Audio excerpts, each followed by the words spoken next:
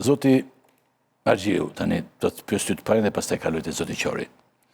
Berisha duket shumë i shqetësuar veçanërisht nga deklarata juaj ku ju e krahasoni Berishin me Ramën dhe i thoshit që kanë pushtet paralel të ngjashëm me biznesmenë dhe media. Edhe një herë, pse thoni ju që Berisha e shijon pushtetin? Shijon bukur edhe duke qenë në opozitë. Unë realisht kur analizoj opozitën, e sidomos njeriu që është qenë nga viti 92 në një pushtet, herë në pushtet direkt, si president, si kryeministër, herë në një pushtet moral duke qenë vetëm njeri historik i Partisë Demokratike dhe ndikues i proceseve. Pastaj kthehet për ta kryer misionin me Partinë Demokratike. Themelusi që po e fundos Partinë Demokratike. Këto karakteret të cilat ndryshojnë rrugës, realisht japin pushtet të gjatë të tjerëve. Për arsye se e shkatron pushtetin e opozitës, duke qenë i pafuqishëm, pa paradigmë të re politike, pa kritik dhe me biznesat të cilat janë ndërtuar në kohën e tij në një farë mënyrë apo tjetër janë pjesë e kësaj infrastrukture të cilat në një farë mënyrë jetojnë me politikën rreth politikës. Unë bizneset nuk i fajsoj, për arsye se ata kanë punën e tyre. Raporti i shtetit me bizneset është problem me mua. Raporti i opozitës me bizneset është gjithashtu problem serioz, për arsye se kur thith gjëra të një sistemi paralel që pushteti e ka, me një sistem paralel po ashtu të opozitës që ka, ose Sali Berisha me bizneset, atëherë është e pamundur që të krijohet një frymë e re për ndryshime. Dhe të krijohet paradigma e re politike. Paradigma e re politike ka vdekë për momentin, te fuqitë e mëdha.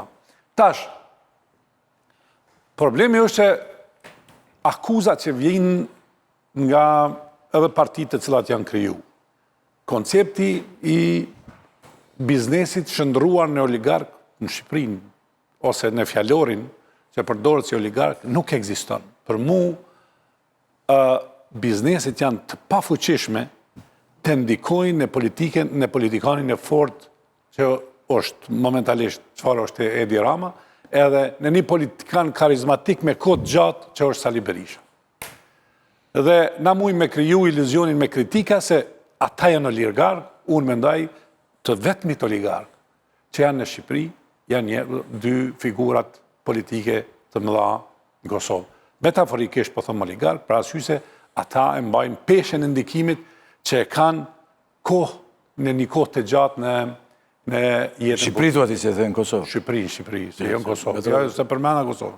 Përmenda Kosovë, përmenda ka bimë. Trashe se Kosovë. Po prandaj e korrigjova unë se tani në Shqipëri. Jam edhe për bërë një korrigjim të vogël këtu. Tash, ku e kam hallin unë pse doktori reagoi? Fort reagoi dhe duke ti kishte për përshtypje. Doktori reagoi për arsye se gjithmonë e vërteta e prek esencën. E vërteta është pak. Dhe e vërteta është dhimbje. Trondit njeriu në vërteta pak. Dhe doktori kur nuk reagon kur ka gënjeshtër. Përkundras. Kënaqet kur ka gënjeshtër. Lumturohet. Dhe dorën zemër edhe për faktin që na kemi një gjatësi në mediume. Herë me gabimet të vogla të mëdha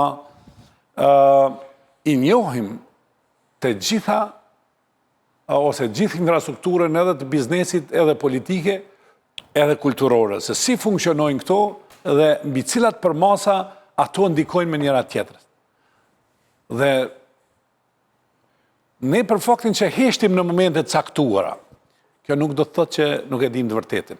A jemi ferd ndaj publikut, duke i heshtur do gjëra, nuk jemi. Por, me gjitha të, një të vërtetë themi mrenda mediumit që kemi, ose mrenda fjales që kemi. Ajo që unë refuzoj, që të komentoj gjërat, është kure pa vërteta, që shëndrohet në akuzë, edhe nga ne që jemi në mediume, do njëherë pa argumentet mjaftueshme, na bën që të dënojmë të avojmë ne. ta vojmë ne. Kupton? Dhe ajo që e kam vujtjet madhe është gjithashtu krijimi i mediumeve nga infrastruktura politike. Në gjitha partitë politike kanë mediumet e vete për të shkaktuar një lloj kakofonia dhe për të mbyllur realisht qarkun e mediave të cilat janë si pushteti 3. 35 vjetë e vjetër kjo. Si pushteti 4. Dhe, dhe me thënë, ti mund t'i shosh 80 mikrofona para një lideri politik. Mund të themi që vetëm 5-6 për tyre e kanë një ndikim, ose 10 për tyre e kanë një ndikim të vërtet. Të tjerat janë dekori pushtetit edhe vizuel, edhe, dhe me thënë, përmbajtjen e bartin nga, po themi kështu, nga e vërteta e pa vërtet që vjen nga politika. Dhe kjo është dhimbje madhe. Dhe doktori është arsyeja kryesore pse ne jemi të tillë. Sigurisht. Dhe është jo arsyeja, kurse tjerët janë arsyeja dytë, e tretë, pse na jemi të tillë. Disa arsye që vinë në rresht. Zoti tani kam me fol për të sa dush. Doktorit më i marrit ligjërat, ndershmëri e për atë punë. Doktori do flas një herë, 2 herë, 5 herë, 10 herë, ne do flasim 5 herë, 10 herë, një herë, se ne me këtë punë merremi, me fjalën. Do flasim vazhdimisht. Doktori tani nuk mund të bëj përcaktime doktori, çfarë do doktori në këtë botë. Jo, more drejt e tij është, nuk pengon. Jo, le ta bëj. Por ne do të përgjigjemi doktorit qartësisht. Tani, zoti Qori, ju ç'mendoni për infrastrukturën? Infrastrukturën e Edi Ramës se njohim para shumë. Ka media të fuqishme të gjitha, ka çfarë do ai. Çfarë do ai e ka. Por tani ç'mendonin për infrastrukturën që ka Partia Demokratike? A ngjan edhe kjo me infrastrukturën e Edi Ramës?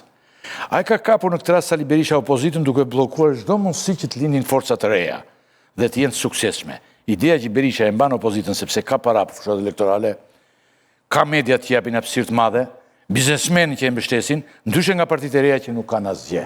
Ç'është mendimi tuaj për këtë? Se vëre për shembull që ty, siç do ta them pak më vonë, për shembull në rastin konkret të televizionit të Sajut, që nuk pranohesh. Kur thua partitë e reja nuk kanë asgjë, Lëvizja Bash nuk ka asgjë, se partitë e tjera... Po, të thash ndaj të kam thirrur ty. Shiko, unë thira që për interes të shikuesit, popullatës, unë mora në telefon nxënësin e Partisë Demokratike, zotin Lela, i thash, i kërkova me insistim një njeri të vinte, por se që ka ardhur një këshilltarit CDU-s, po, ka ardhur një këshilltar aty dhe jemi shumë të zënë të gjithë. Ka një zënje shumë të madhe.